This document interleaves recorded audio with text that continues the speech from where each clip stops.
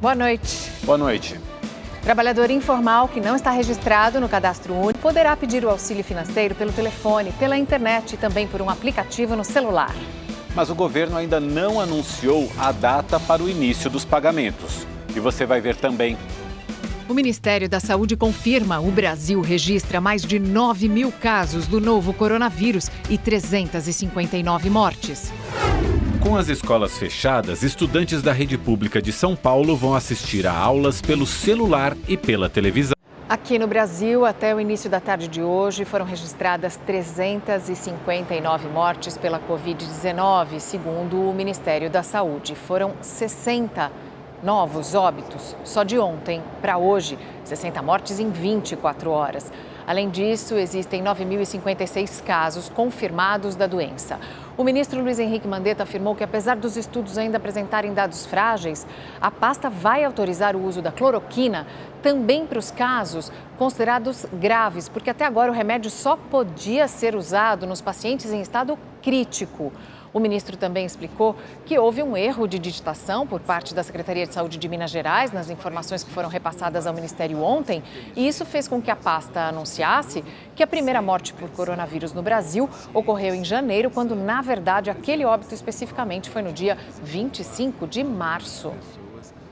O presidente Jair Bolsonaro voltou a criticar o fechamento completo do comércio durante a pandemia da Covid-19.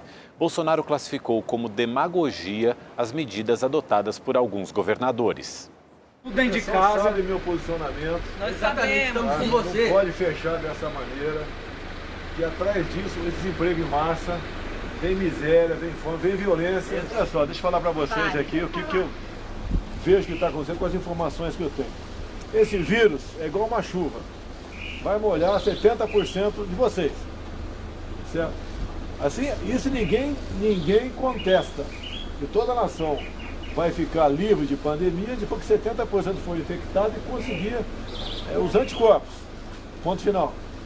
Agora, desses 70%, uma pequena parte, que são os idosos, quem tem problema de saúde, vai ter problema sério, vai passar por isso também. O que estão fazendo é adiar para ter espaço nos hospitais. Mas tem um detalhe, a sociedade não aguenta ficar 2, 3 meses parado, vai quebrar tudo. Vai quebrar tudo. É para colocar tudo no governo. Por demagogia, até a imprensa ali, né? Por demagogia, tem uma disputa entre algumas autoridades de quem está mais preocupado com a vida de vocês. E o governo anunciou que vai lançar um aplicativo para que possíveis beneficiários possam se inscrever, principalmente aqueles que não estão mapeados pelos cadastros que já existem para o recebimento do auxílio de R$ 600. Ainda não há uma data prevista para o início dos pagamentos. O pagamento do auxílio emergencial para trabalhadores informais foi sancionado na noite de ontem. Hoje, o ministro da Economia, Paulo Guedes, justificou que não será um atraso de 1 ou 2 dias que vai prejudicar os pagamentos, já que todo um sistema está sendo preparado para identificar as pessoas que têm direito ao benefício e fazer os repasses. Desde que começamos a formular o programa, o grande desafio é a logística de entrega. É um cronograma quase que físico, de captura dos cadastros, de cruzamento dos cadastros. Não é a aprovação ser 1 ou 2 dias antes ou 1 ou 2 dias depois que vai mudar esse cronograma físico. O ministro da Economia ainda pediu união e uma trégua nas críticas.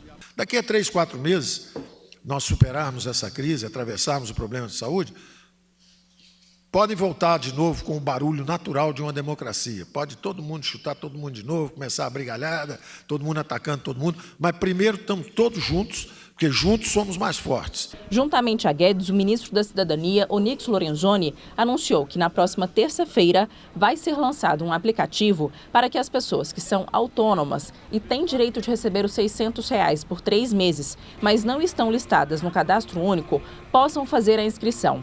Devem se cadastrar por esse meio os trabalhadores informais que não recebem nenhum benefício do governo, por isso não estão no Cadastro Único, contribuintes individuais do INSS e microempreendedores individuais. O governo não deu detalhes de como será feito esse procedimento, mas garantiu que também haverá um site e um telefone disponíveis para solicitar a inclusão na lista. A promessa é que, depois de feito o cadastro, os pagamentos serão realizados em 48 horas. A estimativa do governo é que de 15 a 20 milhões de pessoas podem ser beneficiadas pelo aplicativo. Os ministros não quiseram cravar quando começarão os pagamentos e disseram que devem anunciar um cronograma na próxima segunda-feira. No entanto, adiantaram que os beneficiários do Bolsa Família devem começar a receber no dia 16, data normal de pagamento. Para quem não é beneficiário do programa, o pagamento poderá ser feito pela Caixa, Banco do Brasil, rede bancária privada e lotéricas. O governo também dará a opção de abertura de uma conta digital gratuita. Por que isso é importante? Porque reduz, ou seja, espalha no setor financeiro estes pagamentos. O governador de São Paulo, João Dória, do PSDB, anunciou novas medidas de combate ao coronavírus.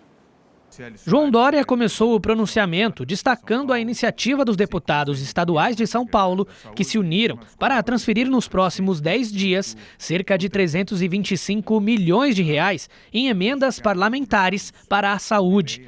Dinheiro que será aplicado em ações preventivas de tratamento e cura do coronavírus. Abriram mão das suas visões partidárias, ideológicas, para, num gesto de humanidade, estarem unidos em torno de uma mesma causa: salvar vidas em São Paulo. O governador também anunciou a criação do Centro de Mídias, uma plataforma online para 3,5 milhões de estudantes da rede estadual. Os alunos poderão assistir e participar das aulas em tempo real pelo celular ou pela TV. Serão 10 horas de programação diária com conteúdos desenvolvidos por professores da rede estadual. E o melhor, os alunos terão acesso gratuito ao aplicativo, sem cobrança pelo uso da internet. Ele não precisa de Wi-Fi, ele vai usar 3G, 4G, a internet disponibilizada pelas teles. Todas elas firmaram acordo conosco e a Secretaria de Educação vai patrocinar então, vai pagar por este serviço. Todos os alunos então terão acesso gratuito. Para a capital paulista, o prefeito Bruno Covas, do PSDB, divulgou que foram elaboradas 2 cartilhas de educação, que serão entregues aos alunos das escolas municipais, garantindo a continuidade dos estudos para pelo menos os próximos 2 meses. Eles receberão pelos correios esse material. É um material dirigido, em primeiro lugar, aos pais, para que possam ajudar os filhos a se organizarem dentro de casa, e depois a todas as crianças, aos nossos mais de 1 milhão de alunos que vão receber. Ainda não há previsão para a retomada das aulas nas redes pública e privada de ensino. Veja agora o comentário de Boris Casoy. Boa noite. É estranho, muito estranho, o que acontece em algumas áreas metropolitanas deste país. Em plena luta contra a pandemia do coronavírus, quando existe uma recomendação expressa para que sejam evitadas as aglomerações, exatamente nesse momento, o poder público patrocina essas aglomerações. Na Grande São Paulo, por exemplo, os ônibus circulam superlotados porque a frota foi reduzida, muito reduzida. E fica no ar uma dúvida: será que esse planejamento errático é produto de ganância, de incompetência ou então de outros fatores até agora desconhecidos? No estado de São Paulo, as vendas de Páscoa devem cair 8,5% em relação ao ano passado. É a estimativa da Associação Paulista de Supermercados. A crise do coronavírus afetou os lojistas e também afetou quem aguardava essa época do ano para fazer uma renda extra com os ovos de chocolate. Cíntia é professora e na Páscoa produz ovos de chocolate para complementar a renda. No ano passado, ela faturou R$2.000 com a venda de ovos. Este ano, as encomendas caíram pela metade. As mães, elas tinham bastante hábito de encomendar lembrancinhas, para presentear os professores dos filhos. As escolas já chegaram a encomendar para presentear os alunos.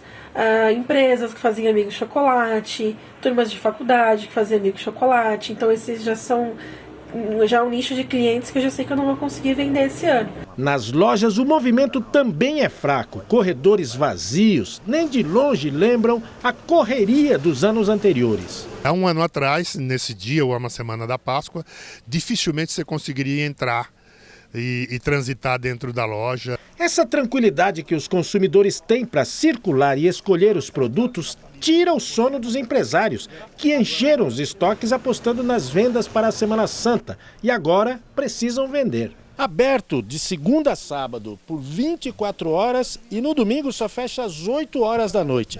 Essa é uma das estratégias das lojas para tentar fugir de uma queda nas vendas que, comparando com o mesmo período do ano passado, já chega a 65%. Mas este ano, para garantir a Páscoa, elas estão apostando alto na modalidade de vendas online. A gente tem essa alternativa, não tem como você fugir do mundo digital, né? As informações são bem rápidas e a gente está com esse projeto que é de vender pela internet, através de um e-mail e através também do WhatsApp, que a pessoa pode comprar e retirar 2 horas depois ou entregar. E um levantamento da FEComércio mostra que os itens para a produção dos ovos de Páscoa estão mais baratos em comparação com 2019. O preço do chocolate em barra e dos bombons caiu 8%. Já a bacalhoada vai sair mais cara neste ano. Os ingredientes que compõem a receita subiram 4,32%. Vamos agora sobrevoar o estádio do Pacaembu, em São Paulo, onde foi montado um hospital de campanha com 200 leitos, especificamente para atender os pacientes vítimas da Covid-19. Quem está lá é a Estela Freitas. Boa noite, Estela. Quando é que o hospital começa a receber os pacientes? Boa noite, Mariana. Boa noite a todos. A partir dos próximos dias já. A estrutura já está pronta, ficou pronta essa semana. São 200 leitos que devem ajudar a desafogar o sistema público de saúde. Nessa semana, esse hospital de campanha foi esterilizado. A equipe de 520 profissionais da saúde que vão trabalhar aqui nos próximos dias receberam treinamentos para atender essa demanda. Também, para agilizar o processo nos hospitais aqui de São Paulo, o Instituto Butantan começou a fazer hoje alguns testes do coronavírus. A expectativa é que a partir da semana que vem sejam feitos até 500 testes diários. A meta é zerar a fila de exames que aguardam análise e liberar os resultados em até 48 horas, portanto, agilizar esse processo. Eu vou aproveitar a oportunidade aqui também para falar sobre a campanha de vacinação contra a gripe. O governo divulgou hoje um balanço e mais de 4.800.000 pessoas já tomaram a vacina em São Paulo, que é muito importante. 84% dos idosos foram imunizados desde o início da campanha no dia 23 de março, além de 760.000 trabalhadores de saúde. Essas pessoas acima de 60 anos e os profissionais da saúde são os que fazem parte do grupo prioritário nessa primeira etapa da campanha. E a partir do dia 16 de abril, quando começa a nova fase, serão imunizados professores, portadores de doenças crônicas, comorbidades e outras condições clínicas especiais. Estela Freitas, ao vivo de São Paulo, para o Rede TV News. Foi entregue hoje em Belo Horizonte a primeira fase da montagem do hospital de campanha. A previsão é de que até o final de abril a estrutura já esteja atendendo pacientes com a Covid-19. A parte concluída hoje é uma espécie de esqueleto do hospital. A estrutura foi planejada para receber pacientes em recuperação vindos da rede pública de saúde. A ideia é desafogar os leitos de outros hospitais, que vão passar a atender os casos mais graves da doença. Podemos iniciar o atendimento no final de abril. Nós teremos um total de 768 leitos, sendo 740 de leitos de suporte e 28 de unidades de estabilização. Os leitos disponíveis no hospital de campanha serão abertos de forma gradativa, de acordo com a demanda.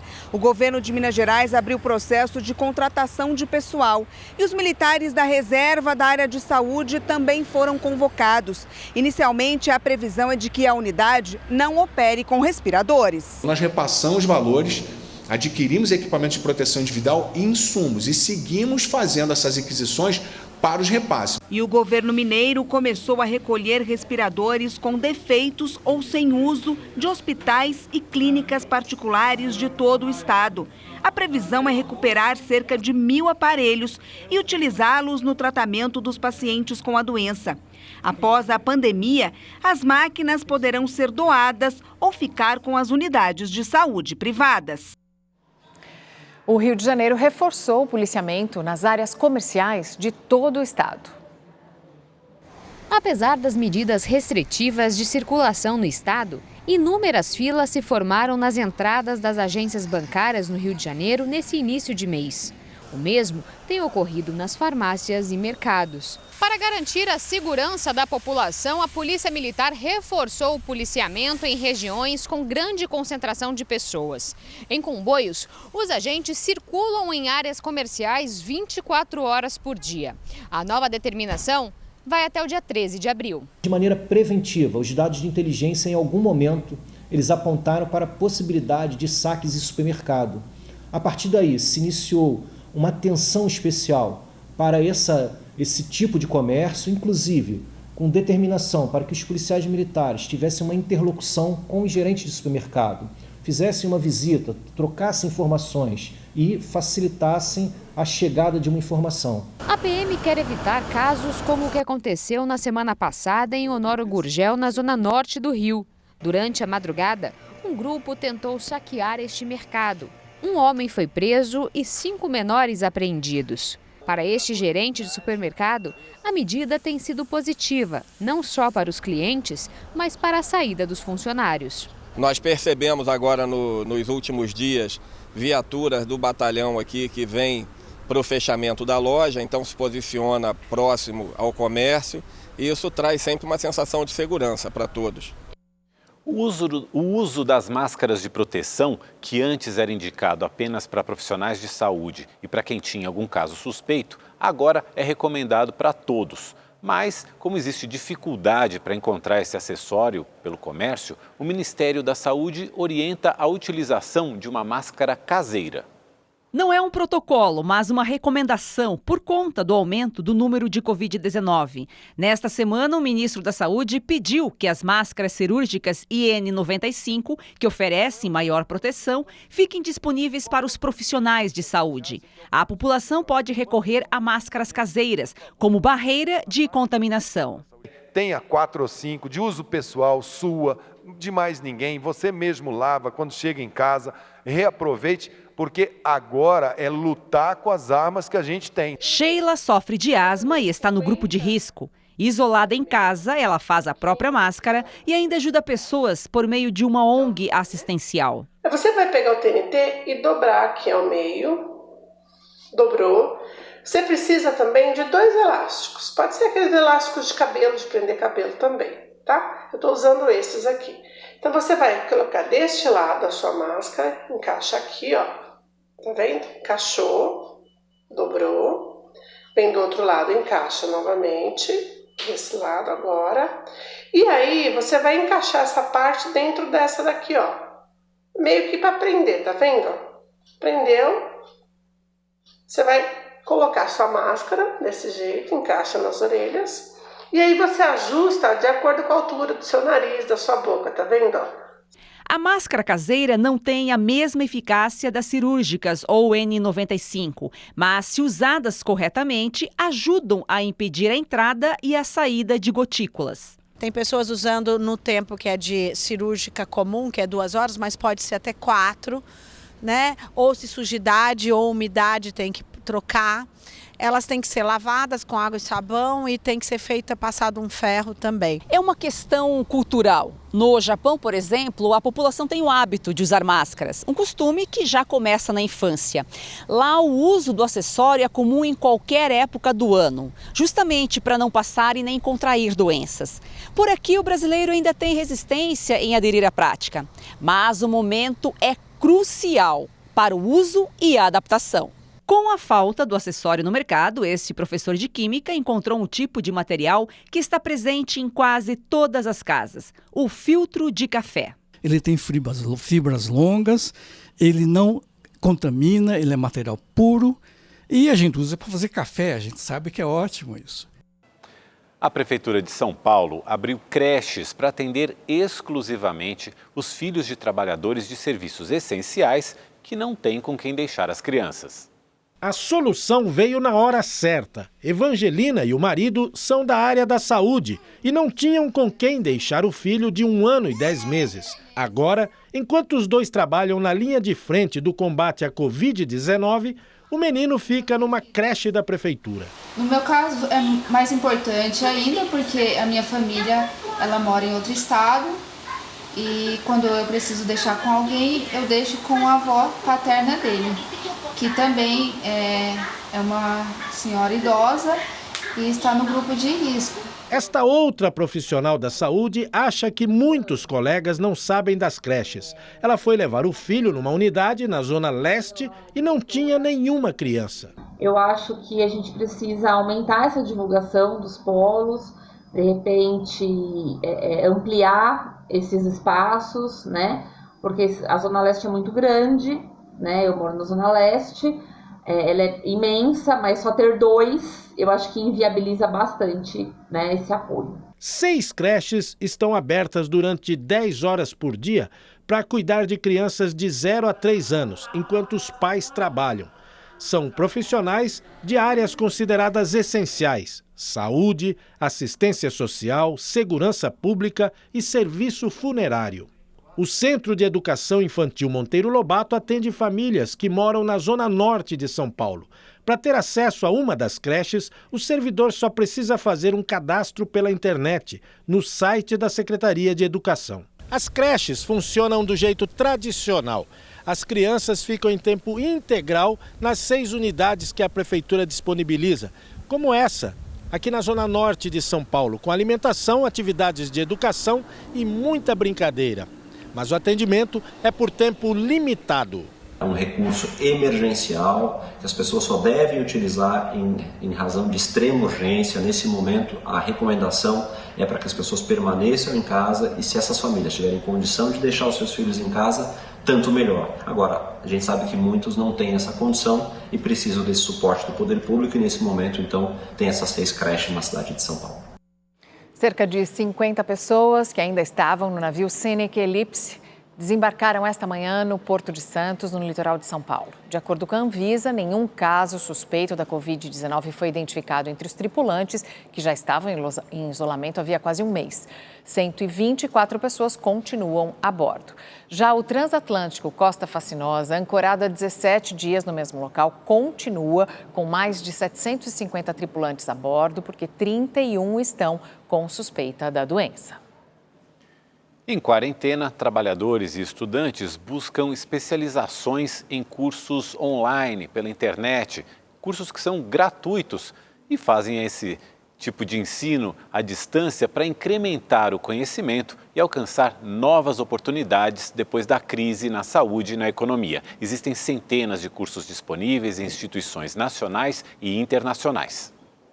Bruno é estudante de engenharia e está sem aulas na faculdade. O jovem aproveita o tempo livre para fazer cursos gratuitos de especialização profissional na internet. Eu tenho buscado algumas qualificações para complementar esse período que eu estou ocioso e que eu tenho tempo disponível para melhorar meu currículo, melhorar a minha formação profissional principalmente, né? No meu viés, eu tenho buscado bastante conteúdos como Data Analytics e Business Intelligence no geral. Na escola de negócios, onde ele encontrou aulas online, houve um aumento de mais de 30% de participantes na plataforma. Foram mais de 1.000 novos inscritos. A instituição teve que interromper as aulas presenciais e passou a oferecer opções de ensino à distância. Isso fez uma mudança de paradigma dos alunos, dos professores, e eles entenderam como o mundo online é melhor, como é diferente, como ele pode estar em casa com seus filhos, com a sua esposa e também tendo aula. É só fazer uma busca rápida na internet que aparecem diversas instituições oferecendo cursos online em diferentes áreas. E olha que entre elas estão universidades nacionais e internacionais de renome, além de empresas conceituadas nos setores comercial e industrial. Para este especialista em recursos humanos, a quarentena é oportunidade para investir em especialização e garantir um diferencial no currículo. Após a pandemia, com certeza teremos uma forte recessão econômica e um considerável aumento no desemprego. Sendo assim, quanto mais qualificado e interessado você se mostrar, maior a probabilidade de você se manter fora dessa estatística. Deu negativo o resultado do primeiro teste feito pelo prefeito do Rio de Janeiro, Marcelo Crivella, para diagnosticar o novo coronavírus. De acordo com a prefeitura, o teste rápido não é aquele que é considerado parâmetro definitivo para detectar a presença ou não da doença, mas o município informou que Crivella está bem e não apresenta nenhum sintoma da Covid-19. Além da secretária municipal da Saúde, a Beatriz Busch, que está hospitalizada desde o início da semana com o novo coronavírus, outros 3 secretários testaram positivo. A Secretaria de Estado da Saúde do Rio de Janeiro informou que até hoje, sexta-feira, registrou 1.074 casos confirmados e 47 óbitos pela Covid-19 no estado. O dólar fechou em alta pelo 6º dia seguido e bateu novo recorde. A moeda norte-americana encerrou o dia em alta de 1,18%, vendida a R$ 5,32. E seguindo os desdobramentos relacionados às preocupações com o novo coronavírus, o principal índice da Bolsa de Valores brasileira voltou a fechar em forte queda, recuando 3,76% a 69.537 pontos. Agora vamos ao resumo da semana na economia com a nossa comentarista Salete Lemos. Boa noite, Mauro. Boa noite, Mariana. Boa noite a você que nos acompanha no Rede TV News de casa, assim como eu. No resumo da semana, o meu destaque vai para as medidas importantes aprovadas pelo governo no enfrentamento da pandemia e no enfrentamento da crise econômica que se faz acompanhar pela pandemia do coronavírus. Hoje não se fala mais em recessão econômica. Hoje se fala em depressão econômica, alguma coisa que nós não temos a menor ideia do que acontece e do que significa de fato para todos nós trabalhadores e empresários, do Brasil e do mundo.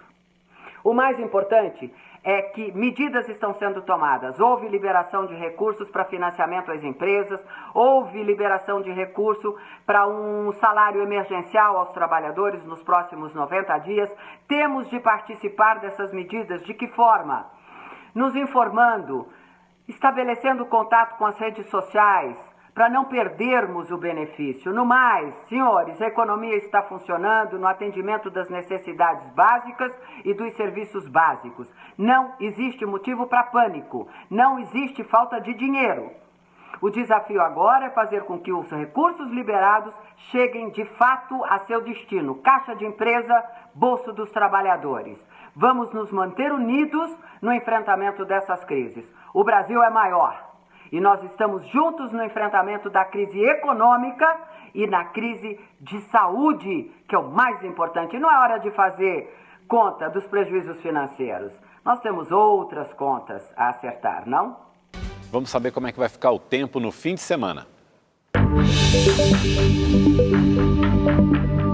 Olá, boa noite para todo mundo. A frente fria que está passando pelo sudeste do Brasil continua deixando o tempo mais instável amanhã, viu? Por isso, tem previsão de chuva a qualquer hora do dia neste sábado. As temperaturas ficam mais amenas também no Espírito Santo, no Rio de Janeiro, no sul de Minas, no extremo norte de São Paulo, no litoral norte paulista. Nas outras áreas de São Paulo, o tempo fica aberto. Por isso, a gente vai lá para a capital paulista, onde até pode ter uma chuva rápida e isolada pela manhã, mas depois o tempo abre. O destaque mesmo é para as temperaturas mais baixas pela manhã e à noite, mínimas na casa dos 17 e 16 graus, sensação de friozinho. O tempo fica seco o dia todo, com sol aqui desde o Mato Grosso do Sul, pegando o interior de São Paulo e todo o sul do Brasil. Na capital Campo Grande, aí no Mato Grosso do Sul, faz sol o dia todo e calor de 31 graus. Agora, em Belo Horizonte, também no Rio de Janeiro, tem previsão de chuva. Para os cariocas, máxima de 26 graus apenas. Em BH, a máxima é de 28 graus. E as chuvas explosão se espalhar amanhã, desde Minas Gerais, passando por Goiás, Mato Grosso, pegando todo o norte do Brasil e boa parte aqui do Nordeste. Chuva continua frequente aqui entre Natal e Recife. Nessas áreas em destaque, a chuva deve ser forte e o tempo fica mais fechado. Estão na rota desse temporal amanhã, Belém, Fortaleza e Natal, todas com máxima de 30 graus. E, gente, para encerrar, permanece o alerta da Marinha para ressaca do mar. O mar fica muito agitado aí até domingo, desde o Rio Grande do Sul até o Espírito Santo. Além disso, tem muita ventania. No sul do Brasil, os ventos podem chegar a 150 km por hora. Eu fico por aqui, aproveite seu final de semana. Até mais. Tchau, tchau. 5 criminosos explodiram caixas eletrônicos em 2 agências bancárias em Eloy Mendes, cidade no sul de Minas. As câmeras de segurança flagraram o momento em que os assaltantes invadem o banco. Eles correm e em seguida acontece a explosão. Não há informações sobre se os ladrões conseguiram levar o dinheiro. A pandemia de coronavírus está afetando os cofres de clubes do mundo inteiro. Com isso, os gastos no esporte também precisam ser readequados. Após dar férias coletivas, o São Paulo anunciou o corte de 50% do salário do elenco profissional. O presidente Leco do São Paulo foi o primeiro a anunciar a decisão. Vai cortar os salários dos atletas pela metade durante a paralisação dos jogos. A ideia é devolver o valor em 5 parcelas mensais. Os jogadores ficaram revoltados com a decisão. Tudo porque a diretoria havia feito uma proposta. Eles recusaram e mesmo assim os cartolas bancaram. No Grêmio, os atletas e também o técnico Renato Gaúcho terão redução salarial, mas os valores não foram revelados. Rede TV News fica por aqui. Boa noite, bom fim de semana. Obrigado pela companhia e uma ótima noite para você.